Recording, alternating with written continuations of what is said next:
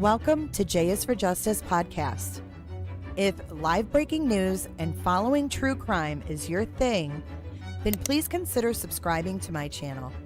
And if you like what you see in my videos, please consider giving them a thumbs up.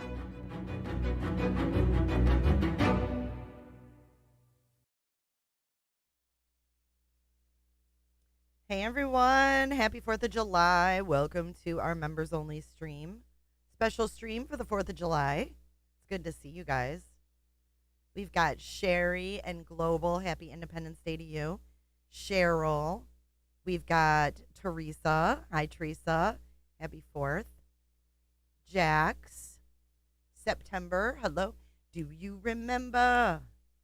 In September. Hey, September 4th. Thanks for joining. Potato. Good to see ya. She said, can you believe that it was 6 years ago next month? No, I can't. Why isn't my chat box working?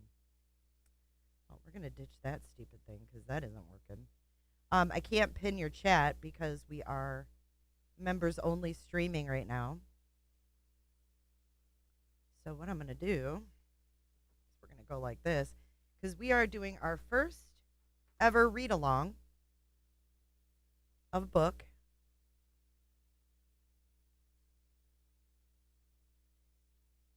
And I hope you guys are all having a chill 4th of July. I don't know if that's even going to be big enough for anyone to see, but we'll test it out. We'll test it out.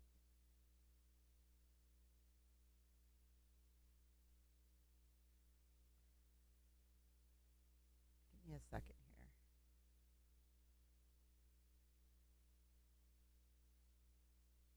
So yeah, I know, I can't believe it's been 6 years. And it's like every time that anniversary rolls around, I'm reminded, like, that's, oh my God, that's when I started YouTube, you know. It's crazy.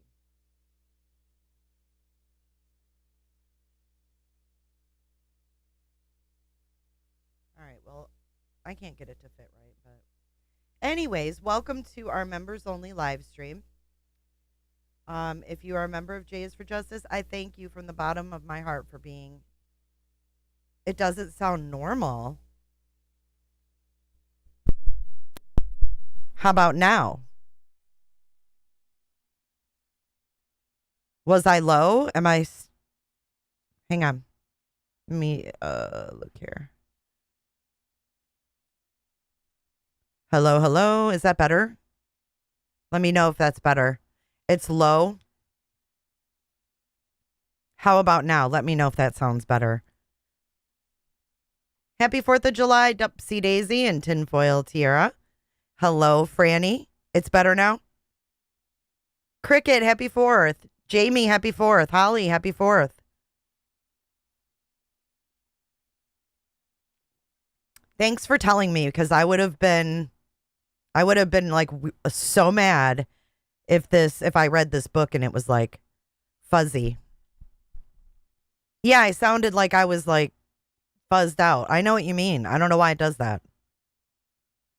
Thank you. Thank you. All right, guys, let's get into the book.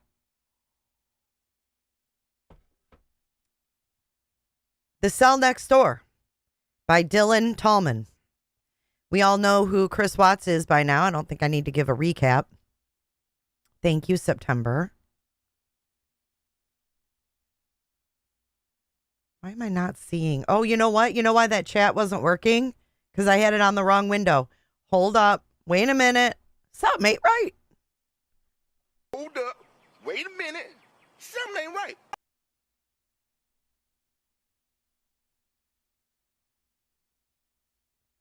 Okay, now I see it. Now I see it. Okay, give me 2 seconds.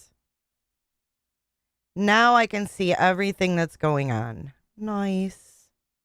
Nice. Much better. Much better. Make sure you're on live chat too, guys. Thank you, September, for your super chat. Happy chill 4th. Yes. Yes. And after all the T-Rev madness yesterday, we all need kind of to chill. So I can't take hearing about it again. especially on a friggin' holiday. But thank you so much, September. Appreciate you.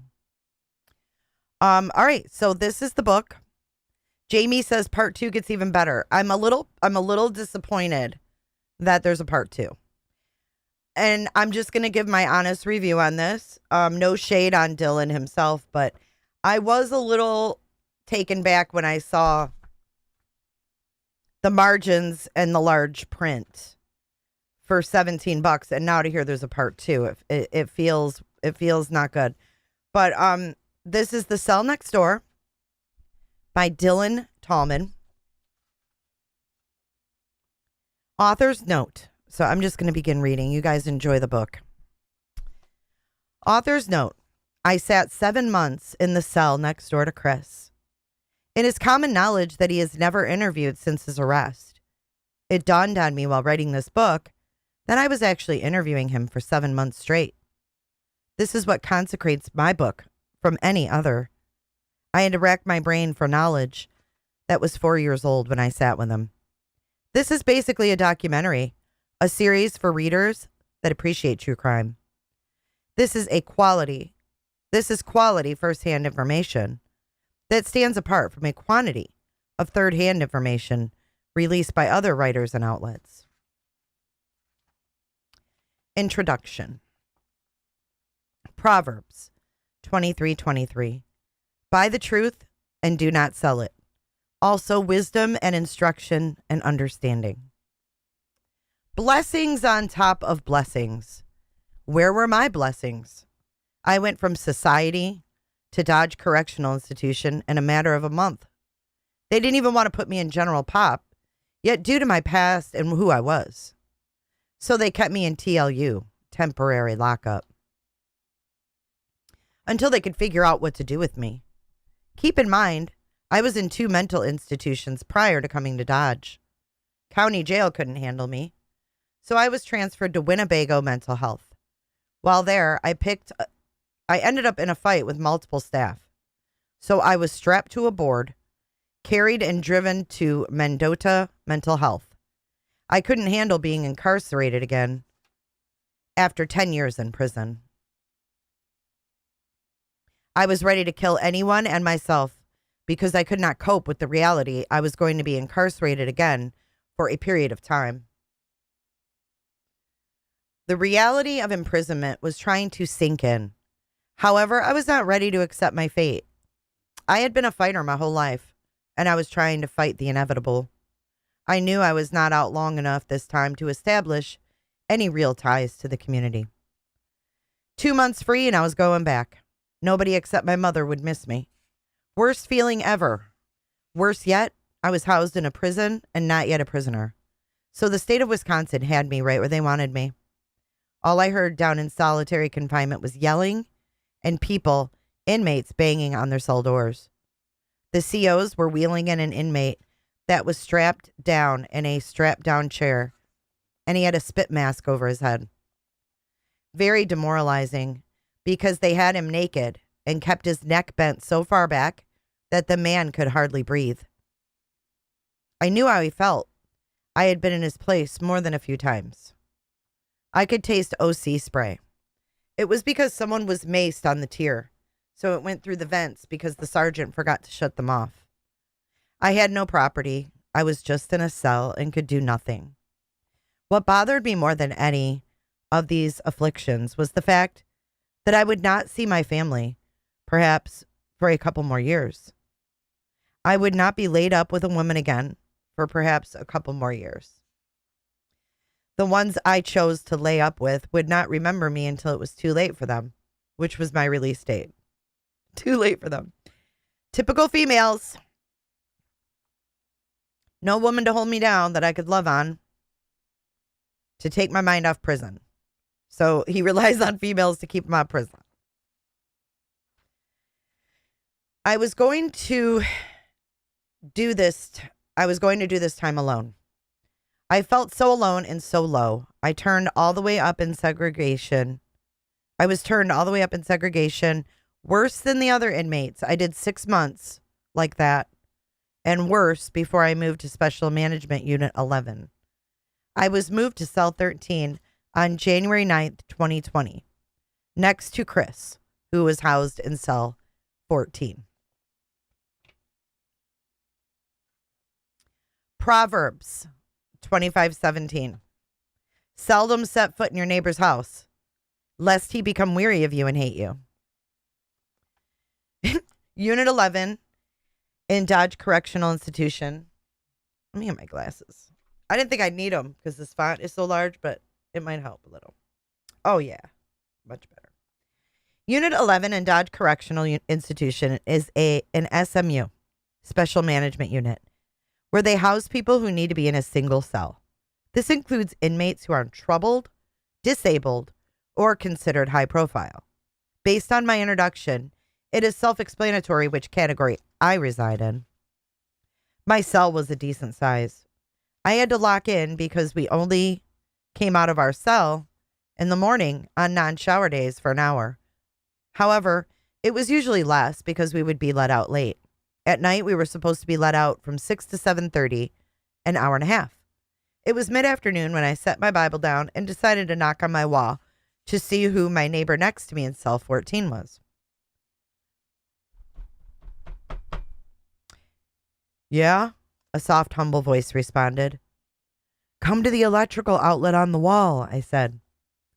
I told him this because I knew from prior experience that we would be able to hear each other clear as day through them as they are connected to the same spot. Can you hear me? He asked. Yeah, what's your name, bro? I asked. It's Chris, he answered. I'm Dylan, I replied. We traded introductions. Chris explained who he was, and I elaborated some about my cases and my situation. He seemed like a very nice, normal guy, and humble as ever. He told me that he had a life sentence, and I asked him why. He told me that he is accused of killing his family. I leaned off that subject, and we got talking about where we were originally from. I am from Michigan, whereas he is from North Carolina. I could slightly notice that in his accent. What is your faith? Chris asked me. I'm a believer in Christ. How about you? I asked. Same, he answered. I was relieved he was not a Muslim, as I had this conversation before with a few people. Wasn't a fan of doing so and didn't want to again. Do you have a Bible? I asked.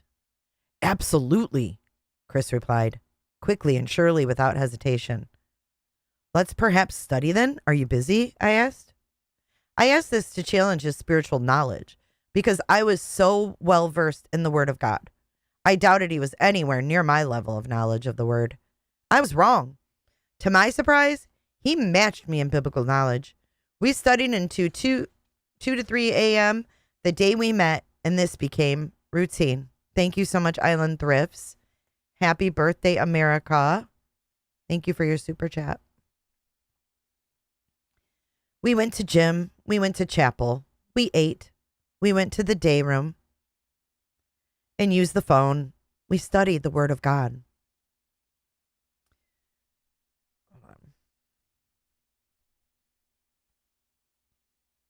I was in a rut mentally.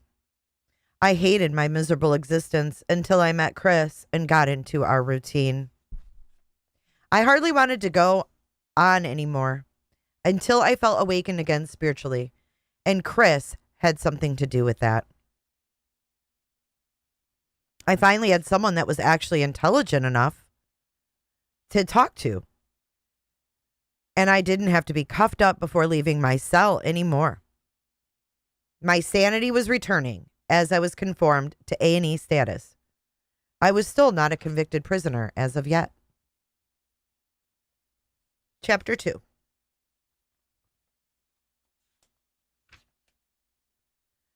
Proverbs 23:12. Apply your heart to instruction and your ears to words of knowledge. Dodge Correctional Institution is an intake prison where all inmates are housed until shipped off to their next destination. Dodge figures out where exactly that is by staffing the inmates' needs and determining their custody level. Dodge is a max, though it is run like a medium custody prison. However, if you are intake like myself, you are considered A&E status. This means you are treated worse than max custody because You cannot order electronics, books, clothes, shoes, or anything. Nothing at all. It's rough, and I was stuck on this status for 23 months due to Marathon County probation and parole not wanting me in society at all. COVID-19 also struck during my probation revocation process. I began reading a book called Poetic Knowledge. It was about the knowledge of God, basically through my poetry. I had published a book in 2013 called A Blessing in Disguise. So I was at it again, trying to be productive instead of crying about my afflictions.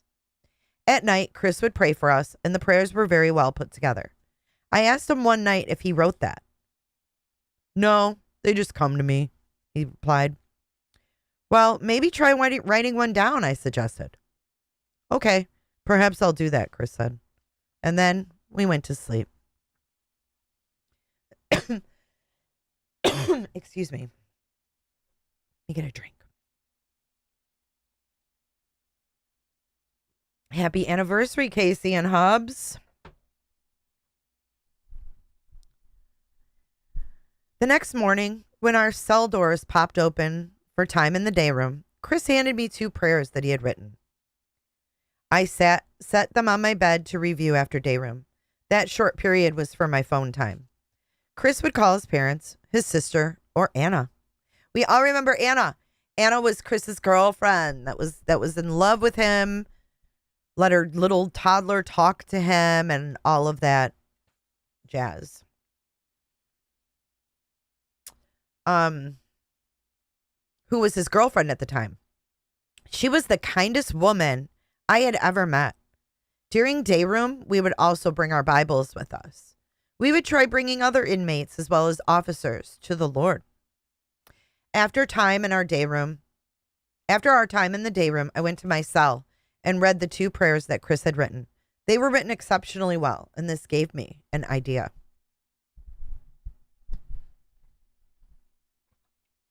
You know what? You know that book I'm writing called Poetic Knowledge, I asked Chris, through the electrical outlet in the wall? Yeah, the spiritual poems. I like those, he replied. What would you think about co-authoring a book where book 1 will be my entries and book 2 will be your entries? I asked. Let's do it. Do you think you can get it published? He asked. I did it once, so I'm pretty certain I can, I replied. Every time he wrote his entries, he would give them to me when our cell doors would pop open for our time in the day room. Time was going by, and I was growing restless of Dodge. I hated doing the exact same thing every day. I couldn't order from J.L. Marcus or Union Supply. I was not yet staffed or even a state prisoner yet. Chris ordered clothes, envelopes, and stuff for me, which was not allowed. Later, we would get in trouble for, quote, unauthorized transfer of property. Hollywood tabloids and YouTube content creators would twist this completely out of context, causing people on social media to do the same. What he means by that is there was like Vaseline, undies, and things like that. Myron, happy 4th. Happy 4th. Okay, Proverbs 24:7. Wisdom is too lofty for a fool. He does not open his mouth in the gate. Chapter 3. Life in prison gets lonely when you don't have a woman to talk to and keep you company. The women in my life had fallen off already, 9 months into my bid. Every day, Chris would get a gang of letters. The correctional officer would do his mail round around the cell hall and have a load of mail. He would stop at cell 14 and deliver all of the stack to Chris. He would say, sorry, as he passed my cell empty-handed. Honestly, it would piss me off. Nobody gave a damn about me except my mom, my cousin Bree, and my Aunt Joy. He had a lot of fangirls. And his girlfriend Anna. He also had parents. I didn't have as strong as a support system as I do now. That partially has to do with where I was in life. I didn't get mail today, so let me live my life through you again, I asked Chris. Chris would read his fan mail to me every day. Occasionally there would be hate mail. It was not until a few weeks into this routine that Chris decided to give me one of his fangirl letters. It was one night when we were talking. He told me he had a girl for me to write to. No, man, I don't want to write to any of your groupies, I told him. Well, this one is probably the one for you, he said. If she is a good one, then why are you giving her to me? I questioned. Because the Lord told me to give her letter to you, Chris said. Oh, man. He wrote to her. And instead of throwing her fan letter, or he never wrote to her, and instead of throwing her fan letter in the garbage, he decided that perhaps I would give her a shot. So I did. Her name was Chrissy. She was 42. She sent a picture and appeared to be short, pretty, and perhaps Italian. In her letter, she wrote to Chris. She presents that people deserve forgiveness and how she doesn't judge. She claimed to have lupus like his wife did, and also claimed to be a clinical psychologist. Chris was not trying to hear any of it and gave me the letter. He said it was from God. However, I would later learn that it was truly from Satan.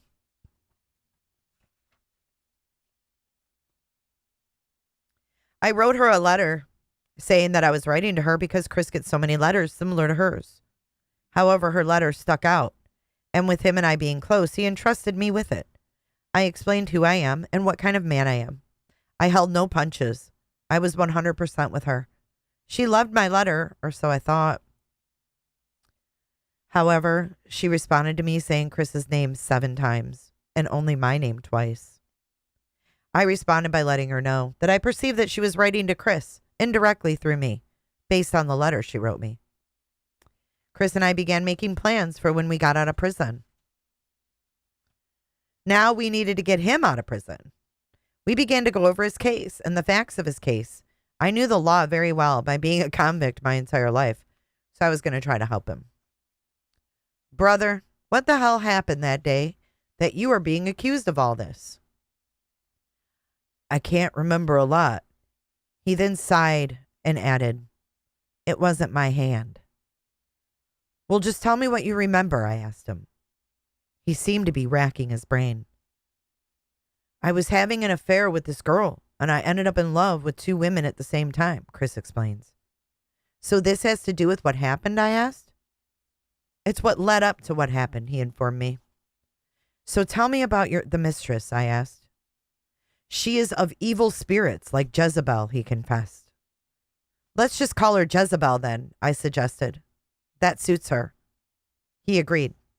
We laughed a little about this. He wasn't going to open up on the actual incident, so I tried something that would be a little more comfortable for him. Plus, he was becoming so cool, and I really didn't want to spoil my opinion of his character just yet. However, I don't know. I don't think I would have judged him. Because I had been around some inmates convicted of worse crimes, believe it or not. What made Jezebel so evil, I asked. Proverbs 7:26 and Proverbs 7:27, Chris answered. And that was as far as we got on the case that night. Proverbs 7:26, 7:27. For she has cast down many wounded, and all who were slain by her were strong men. Her house is the way to hell, descending into the chambers of death. After reading the passages he provided me with that night, I had the idea that he was trying to tell me that his mistress had something to do with his case. Anytime her name came up, he would lose his composure. And his composure was always under control in other situations, just not when her name came up. I was learning this case in broken pieces. It was such a mess, and I was just trying to help him. The next morning when we were discussing what we were going to do that day, Chris gave me the daily rituals of 1, writing in his journal, 2, watch a sermon, 3, read a devotional, etc. Ow. So on this particular morning, I told him of a guy I did time with that had a whole day scheduled.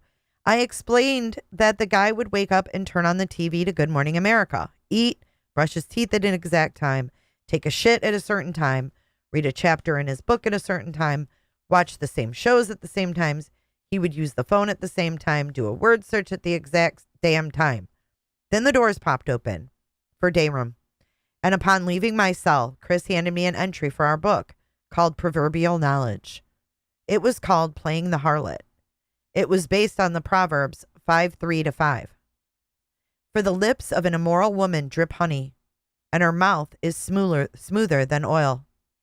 But in the end, she is bitter as wormwood, sharp as two-edged sword. Her feet go down to death. Her steps lay hold of hell. The entry is about Jezebel, wife of King Ahab. She wasn't a believer in God and persuaded her new husband to worship the god Baal. She also had prophets of the Lord persecuted and massacred. It matched another entry that he gave me that said how Jezebel made the king kill and how it was his hand, but her, that made the decisions. Chris was trying to tell me his story through scripture. It also reminded me of another entry he wrote called Plucking and Cutting. He describes how Jesus says, if your right hand caused you to sin, cut it off. It is better to enter heaven maimed than to be cast into hell whole. Jesus meant this figuratively, of course. I would have some thinking to do. This man was my friend, and I didn't have a lot of people that I would call friend. I was going to at least try to help him.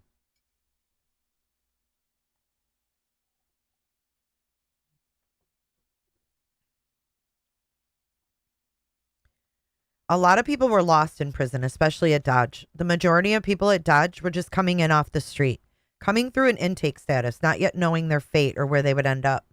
On our unit, people were pretty lost as well. One guy named Dustin, who got out and ended up being killed by the police in a shootout, wound up lost in Chris's cell. It was during day room that Dustin entered Chris's cell and stole some things. It was after day room that we found out because Chris noticed his coffee and envelopes missing.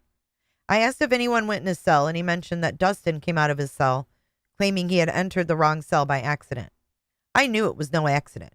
Since we were locked down for the night, I told him that I would handle it in the morning. Chris knew I would take care of his particular situation because handling conflict was my job out of the two of us. However, I don't think he expected me to handle it the way I did.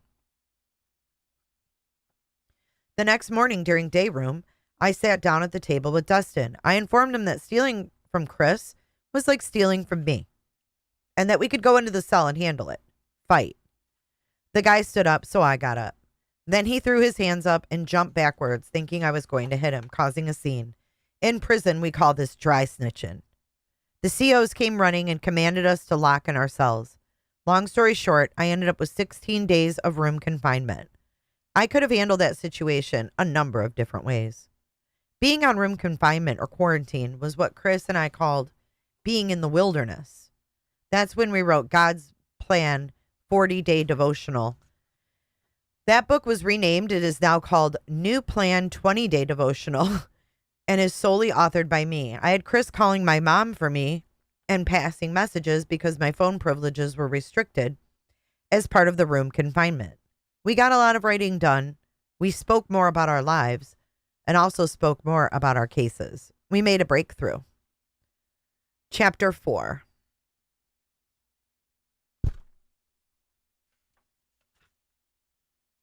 Proverbs 25:4. It is better to dwell in a corner of a housetop than in a house shared with a contentious woman. It was mail time, and the sergeant was doing his round. I didn't even expect mail. I never did. However, on this particular afternoon, the sergeant actually stopped at my cell door and slid mail through. It was a letter from Chrissy/Krista. She seemed upset about my reply to her response to my introduction letter. She claimed that she really liked my letter and said that she was not indirectly writing to Chris through me.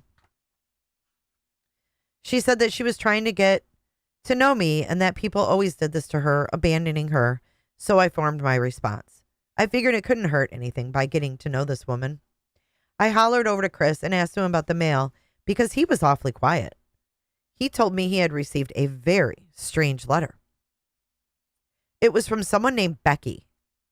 The woman said that NK that's Nicole Kessinger, said that she loved him and was thinking of him. He ripped up the letter, flushed it, and claimed it was a hoax. Have you ever received mail from anyone before claiming that NK still loved you or anything close to this? I asked. No, Chris replied. Okay, then it was her, I pointed out. Becky? He asked. No, it was NK, I answered. I told him that he shouldn't have ripped up the letter because he may need it later. He said he wasn't thinking about that at the time. This mistress, NK, really gave Chris anxiety. It was more as if she scared him a bit. She scared him a bit. I rarely saw him lose his cool or lose composure. However, this woman just sending her love gave him a reason to pause, and not in a good way either. Chris seemed a little more anxious that afternoon to get to studying our legal work. His parents bought us a Black's Law dictionary. We were discussing his arrest, interrogation, and his memory of things. He told me he had trouble remembering what happened, so I pointed out the things he did know. It turns out that the investigators interrogated him for hours prior to giving him a lie detector test. They kept telling him what he did instead of asking what he did. He explained to me that he felt worn down. Wait, what happened? What just happened? What was that?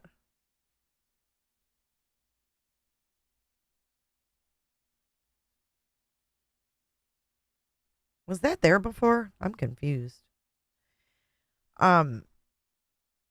He explained to me that he felt worn down and defeated by the investigators. It had been a confusing turn of events leading up to this point. Why does this girl get you all out of your character? I asked him. Don't you have a girl in your life that was so evil she turned your world upside down? He asked. Indeed I do. Many, actually. I admitted, I was once in a 5-year relationship once. The first few years were good. However, it was the last 2 years that broke us. I loved the girl I met, although I resented the woman I left. She is still to this day trying to cause me problems, and our relationship ended in 2007. Why did it end? Chris asked me. I left her, I explained. This woman cheated on me, got me thrown in jail, wouldn't let me leave or have friends.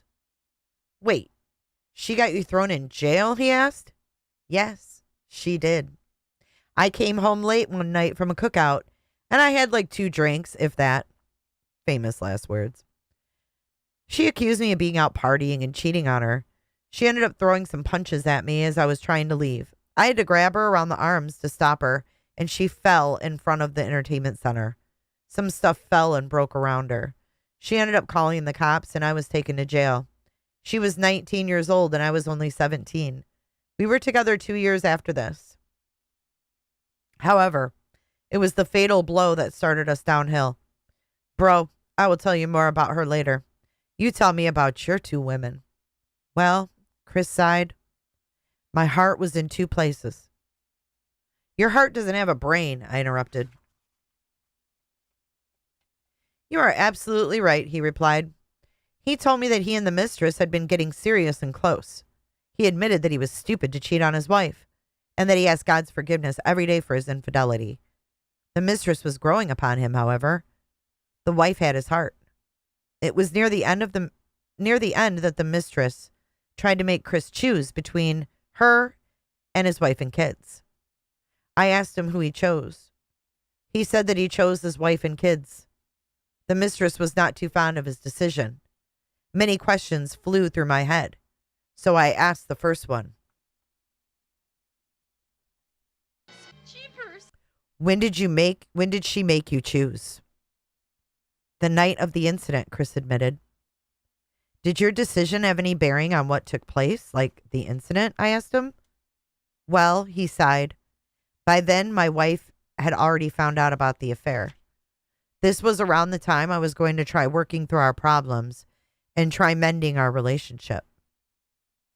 I had kids with this woman, and we were married. I couldn't throw all that away for some woman I just met, although I was about to. Yeah, I know about falling fast for a new woman, because it happens to the best of us, I replied. David and Bathsheba. I referenced the Bible. That is a perfect example. Those are temptations put in our path that we are supposed to overcome. Jezebel, or NK, was the forbidden fruit, which made her all the more desirable, I answered. Yeah, and it was costly, he admitted. That was as far as we got on the subject that night. Chapter 5. This is a good time to take a little break. Welcome in, Cat's Karen. Cat's named Karen. Daphne, good to see you. Sanch, good to see you. Are you guys enjoying this so far?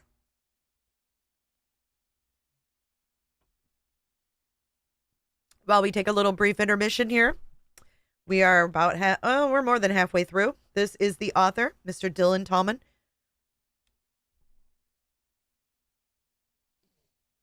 It's interesting hearing about their time in jail. No matter what. I mean, you know what I'm saying? Okay, chapter 5. No, this is written by Dylan Tallman. His cellie next door. Proverbs 26:5. Answer a fool according to his folly, lest he be wise in his own eyes. Around 4:30 p.m., we would get let out to go to rec or gym, depending on the weather. On this particular day, we were at the gym. Everyone decided it would be Unit 11 versus the GP workers, who were exceptionally good at basketball. However, Chris and I were a little better, so we got stuck with the misfits. One misfit named Collins didn't even know which end of the court to shoot from. The one shot he did make, he scored from the wrong basket. I kept using him as a pick as well. It was hilarious. We still won.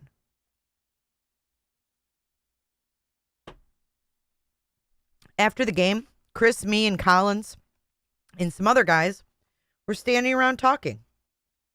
Collins, you are a virgin, so how do you even know that you are the way you are? I asked him. I think you've got a Ouija board down your pants. Oh, You're going to pull that out. Okay. Happy 4th of July, Tammy. Thank you for being a member for a month. I'm glad you could make it. Ryan Apple Snapple. Happy 4th of July, honey.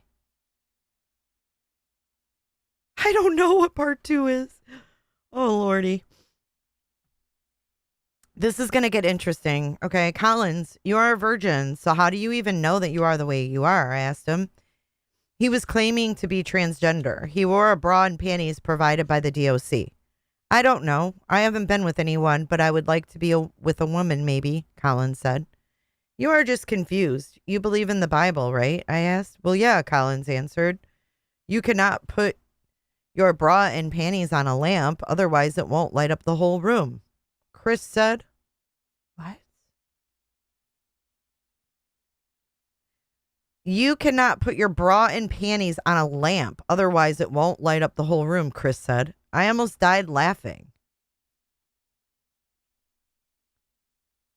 What?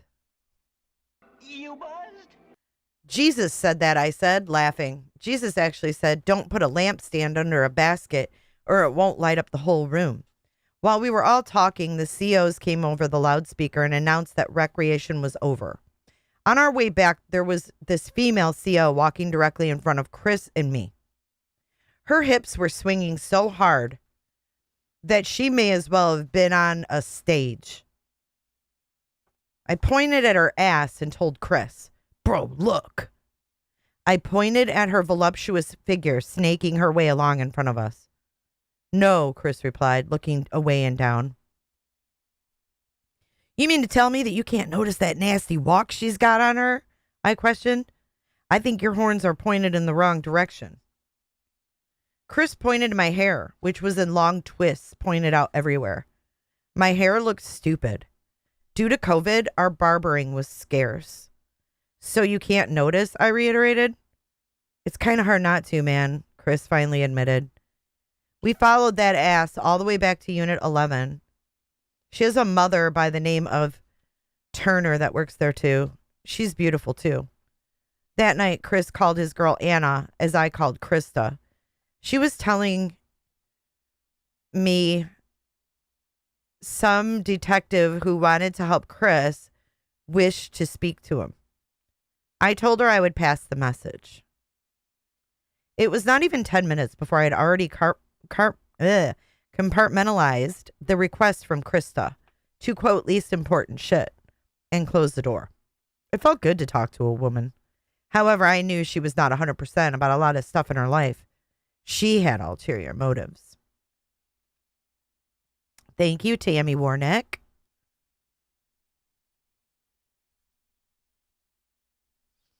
A fight just ensued that caused our day room to close, and we had to lock back in our cells.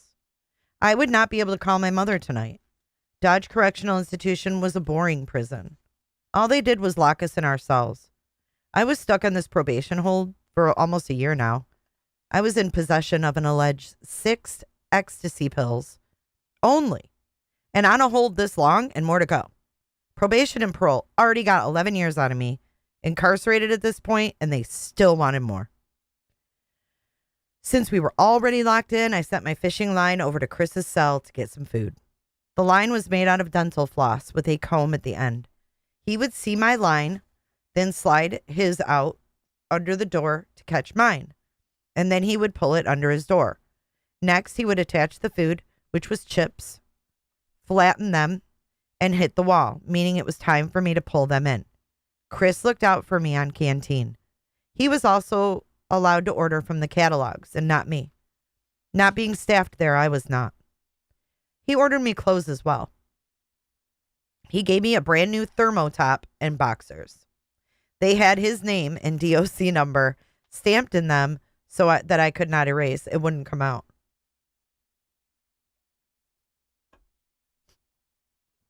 That night, there was an argument between 2 guys. I will just say a black guy and a Puerto Rican to disguise their identities. They had some words and then decided they would fight when the doors popped open. This was normal on Unit 11. We went to sleep after. We prayed and ate. It was morning and the doors were popping open 2 at a time for cell cleanup. I was tired. I was up and washing my face when I heard thumping and radios going off with keys jingling. The black and Puerto Rican guys were fighting. It didn't last long because 20 staff showed up to break it up and haul the guys off to segregation. They were both maced, so the pepper spray was in the air and we were all choking on the spray. Chris was very quiet on this particular morning. Finally, my cell popped open for cell cleanup. The tall swamper, inmate worker, came into my cell to put the cleaning solution in my toilet. I started giving him body punches. Well, we did this every morning. I gave him punches that he tried to block and failed. It was fun. You guys, please stop, Chris said in a worried manner. We stopped the horseplay. Chris was scared for us. He didn't like us fighting and was worried that we would get hurt. I thought to myself that this man supposedly killed his family, so how did a hint of violence scare him? Plus, with the fight just taking place with the other 2 guys, it was probably best for us not to be fighting either, playing or not. I was getting restless. I wanted to go back home to my family. I wanted to be laid up with a woman. I wanted to be able to eat when I wanted, when I wanted. I wanted to have my phone, no locked doors. I wanted my real clothes instead of prison greens. I don't know why I was stressing when my spiritual brother next door had a lifetime to do in prison. I knew a lot of brothers that were never going home, so my situation was nothing to complain about. Chapter 6. Proverbs. As in water face reflects a face, so a man's heart reveals the man. Hey, I'm that guy, Chris yelled over to me. I came over to my outlet on my wall in my cell. What do you mean? I asked him, puzzled. You know, the guy who planned his whole day, he replied. Oh, yeah. And you don't want to be that guy, right? No, not after I caught myself living my whole day planned. What do? He asked. I just go about whatever the Spirit leads me, I told him. The Spirit led me to start a new book in our series. It's called Epistles. Basically, we are breaking down the Word of God to readers, interpreting the Bible, I explained. That's what we do all day anyway, so why not? Chris agreed. Since he was going to break routine now, we talked for a while. We talked about his girlfriend, Anna, and his parents both sending POA, power of attorney paperwork to help him with his appeal and getting him a lawyer. So this was the time, around the time that I went to Colorado.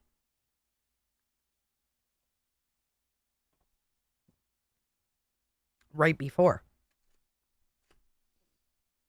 I read the POA papers and I explained to him that neither of them had anything to do with talking to his lawyer, nor did they have anything to do with his criminal appeal. Both sets of papers only had to do with his finances. He never signed them. I wouldn't have signed them either. His girlfriend and his parents had enmity between them after that. Possibly, however, Chris's parents agreed to pay for half. This Earl guy was not a licensed attorney, but really a jailhouse lawyer. Earl? Who the heck is Earl? Hey, happy 4th, Siobhan and Hellcat. One-Eyed Flo. Hello, hello. Happy 4th of July. Chris's parents never did pay their half, but Anna put all of the money up. She swore that he was an attorney. However, his parents swore he wasn't. They weren't going to put up $1,700 or something close to that amount. Chris had a recent conversation with Anna where she cited Genesis 2:24. Therefore, a man shall leave his father and mother and be joined to his wife, and they shall become one flesh. Honor your father and mother. Deuteronomy 5:16, Chris replied. After this, Chris saw scripture that he took to heart and walked out of his relationship with Anna completely. Micah 7:5. Do not trust in a friend. Do not put your confidence in a companion. Guard the doors of your mouth from her who lies in your bosom. However, Chris failed to read Micah 7:6, which says, for son dishonors his father. Daughter rises against her mother. Daughter-in-law against her mother-in-law. A man's enemies are the men of his own household. Anna tried to point to this, to no avail. I liked Anna a lot. I also liked his parents. I was an unbiased, neutral party. He ended up walking away from his relationship with Anna. She had to she had me ask Chris why. And I did ask him.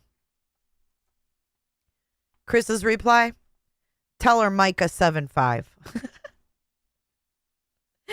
That's how Anna got the big. So Chris gave Anna the big F you, right? Fuck off and die. And she asks Dylan Tallman why, and he says, tell her Micah 7:5. So I told her in my response letter to her. Chris kept getting called to the business office to sign over his house to his wife's family. I kept advising him not to do it until he could have that house swept for evidence. He prolonged signing it over week by week, coming up with excuses. Thank you, Sanj, to help reimburse you for a little bit for the price of this trash. LOL. Thank you so much. Appreciate you. He prolonged signing it over week by week, coming up with excuses. Prison was boring. All Chris and I did was 1, write books, 2, study the Bible, 3, work on our cases, 4, pray, 5, work out, 6, play sports, 7, use the phone, 8, eat, 9, study more, 10, talk, 11, talk some more, 12, write letters, etc., etc. After working out, Chris and I started talking about our women. I explained that Krista can be a little crazy. He informed me that his wife had a crazy side because she was from Jersey.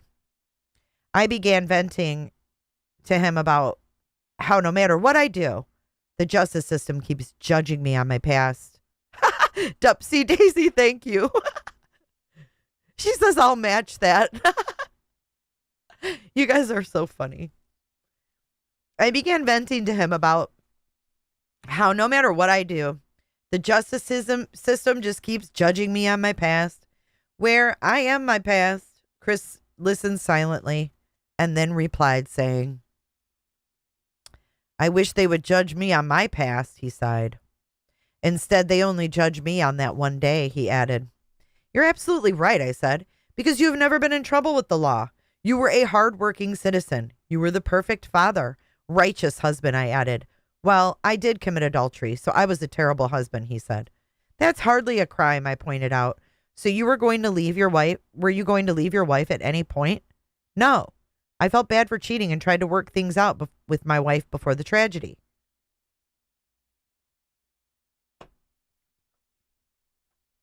Sherry, thank you so much. We've got the book paid for. You guys rock. Yeah, man, I'll tell you what, that dang old internet, man. Click, click, click, click, click, click, click, click. It's real easy, man. Thanks for being here, guys. Thank you, Flo. Oh, my God. The book is officially paid for, shipping and all. Maybe we can get part 2 now. If you guys want part 2. What was your mistress upset about? I asked.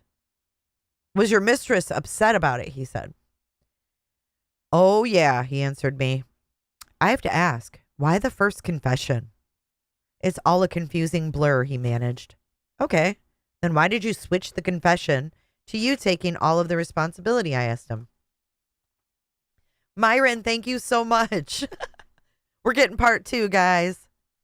We're getting part 2. Let's get some turkeys up in here.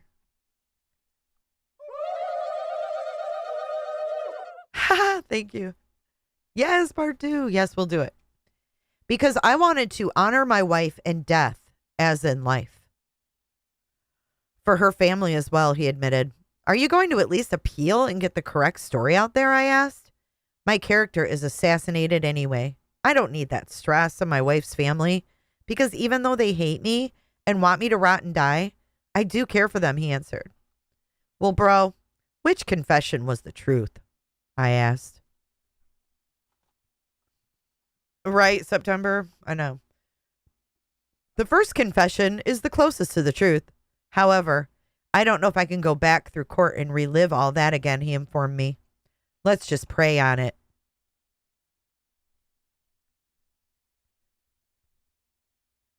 The first confession, or wait, I already read that.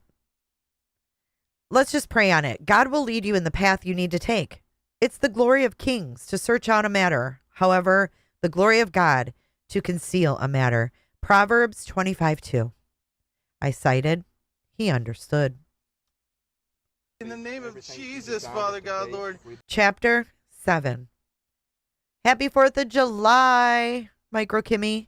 There may very well be a part 3. No, tell him to stop. No. No part 3s. That's too much. That's overkill. Squeeze it all into part 2. Or did he already released part 2, didn't he? No, part 3. Part duh. Remember those movies, part duh?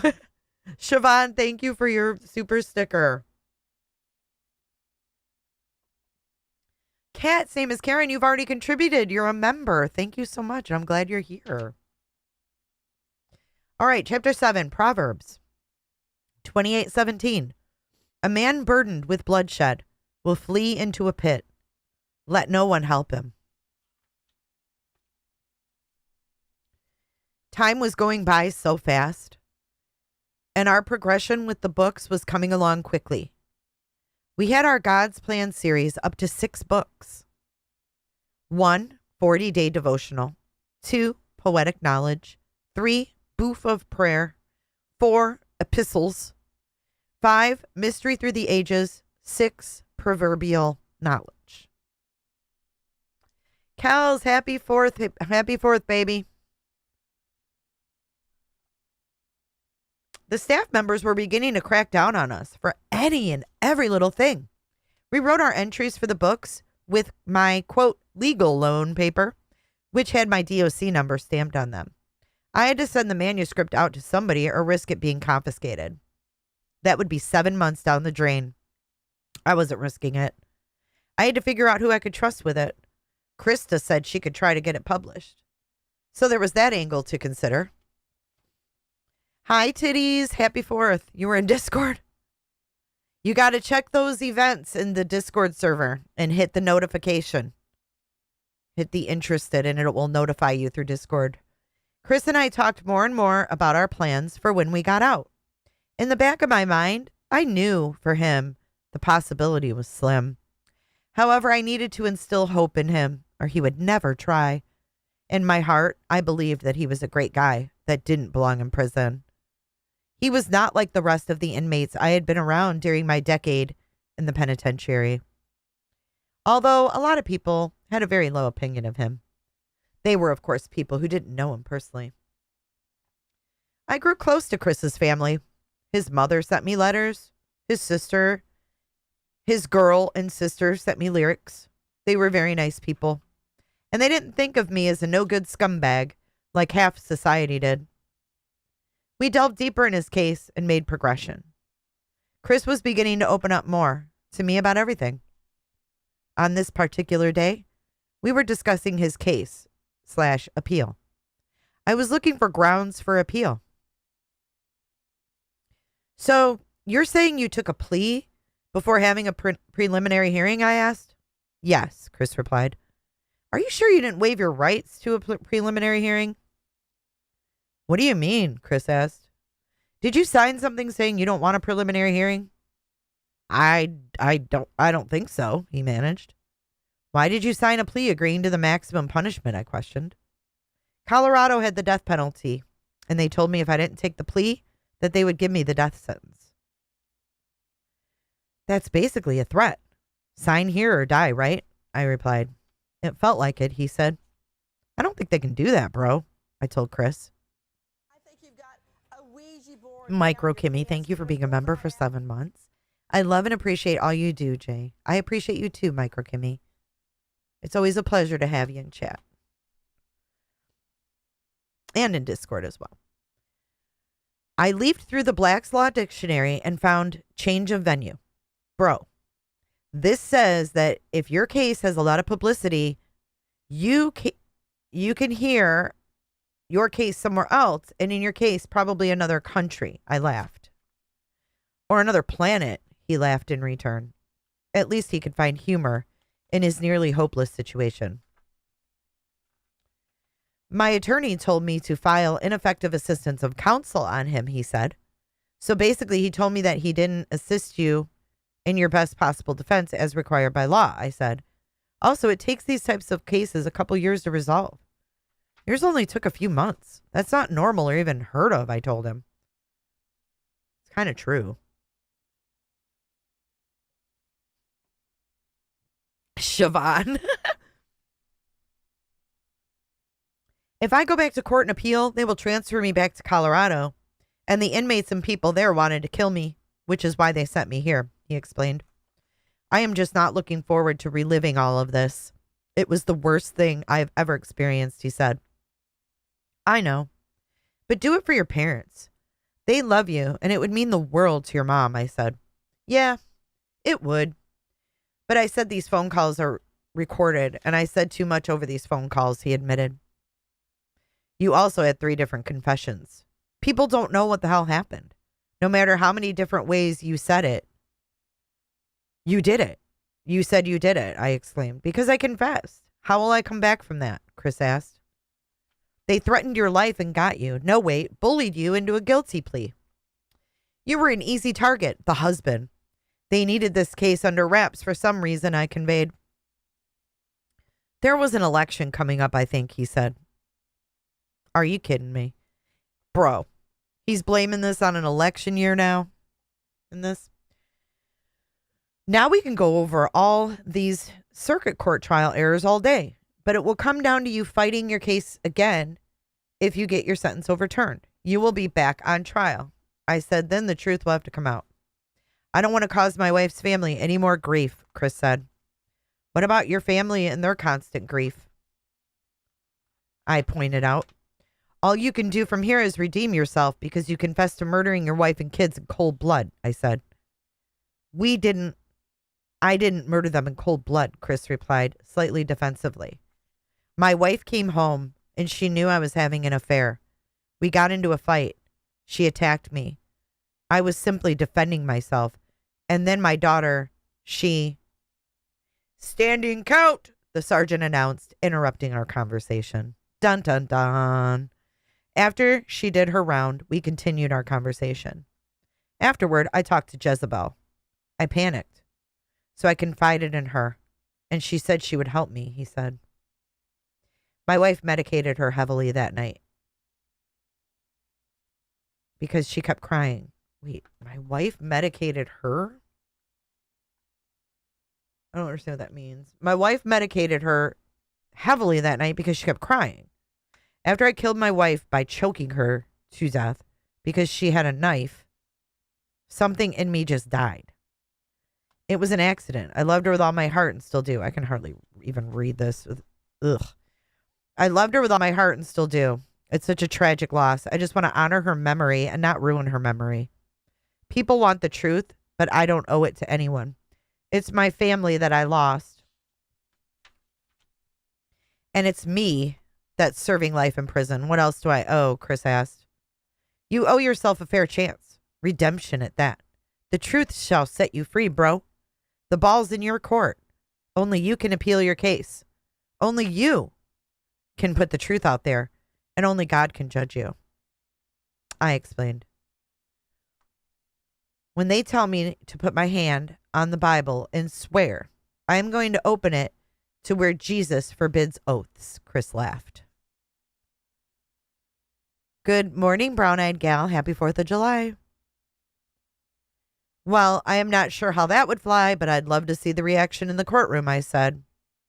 Anyway, I told my mistress what had happened, and she told me how to hide my wife's body. She said to bring the girls with. I was just on autopilot, like in shock. So I grabbed my younger daughter out of bed. She was asleep. My older daughter was awake and asking about her mom. I told her that she was in a deep sleep and Daddy was going to get her some help to wake up. Before we left, I had to check in with Mr. Tallman, you have a pass to see PSU, the sergeant announced. I was going to see my clinical psychologist. We'll finish this conversation when I get back, all right? I suggested. Yeah, sure, Chris replied. I have heard a lot about people's cases directly from them. This case was different from the rest. I have a discerning spirit, and I was able to tell that he wouldn't murder a fly in cold blood. However, I know so far is that he killed his wife, but not intentionally. Next, I was going to find out what exactly happened to the girls. Until next time, Dylan Tallman. We got through it in 1 hour. Proverbs 25:10. Lest he who hears it expose your shame and your reputation be ruined. We're not done yet. We have an epilogue. Epilogue. Epilogue. The grand finale. Chris and I were outside at recreation when I was called inside. I walked back to Unit 11.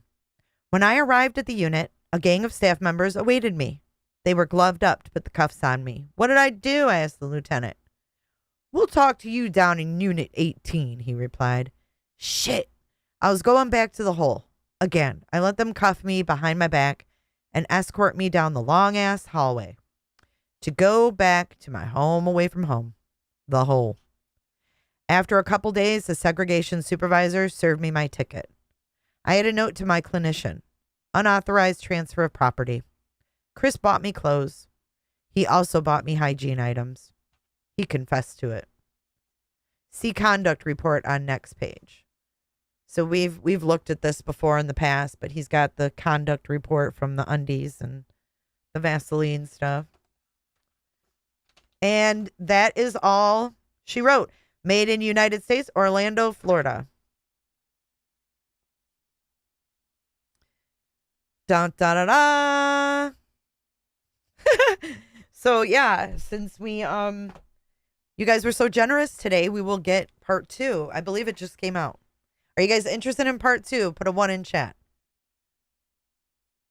Aw, Brown.